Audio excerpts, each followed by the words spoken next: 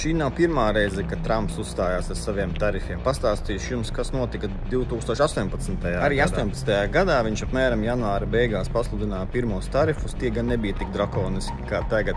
Un tirgus S&P indeks nomalcās pa 10%, bet dibenu sasniedza cik zīmīgi, bet apmēram 2. aprīļa līdz rudens sākumam. Akcijas atguvās, pat bija augstāka nekā janvārī, bet viņš turpināja ar saviem tarifiem un tos lika vairāk Ķīnai.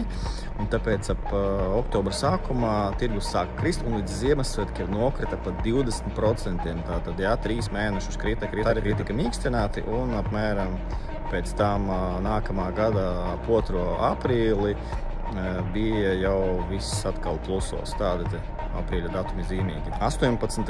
gadā gan Fed rate bija ap 0,5%, tagad ap 4%. Un inflācija bija ap 2,4%, bet tagad ir apmēram 2,8% un augs.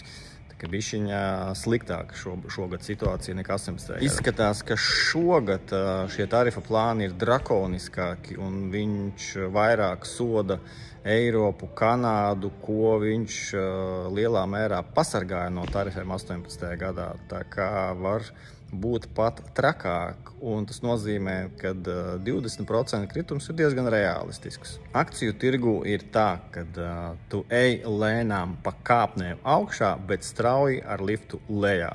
Tāpēc tad, kad ir šis rallijs lāču tirgu, tad ieteicams likt tos stoplos līmeņus. Kā var redzēt grafikos, ja jūs investējat ilgtermiņā, tad, protams, pirkt šādus kritienus ir ļoti laba iespēja, jo pēc tam tā izaugsme ir straujāka nekā klasiskie vidējie 10%, bet, pieņemsim, ir jāsaprot, ka Trumps nesagādās tādas problēmas, ka neiedzīs Ameriku kaut kādā Krievija 2 diktatoru režīmā un nesāks te karot ar visām valstīm. Šobrīd investīciju bankas samazina savus price targetus indeksiem un palielina recesijas varbūtības, bet mēs zinām, ka viņi vienmēr iekavē ar faktisko situāciju.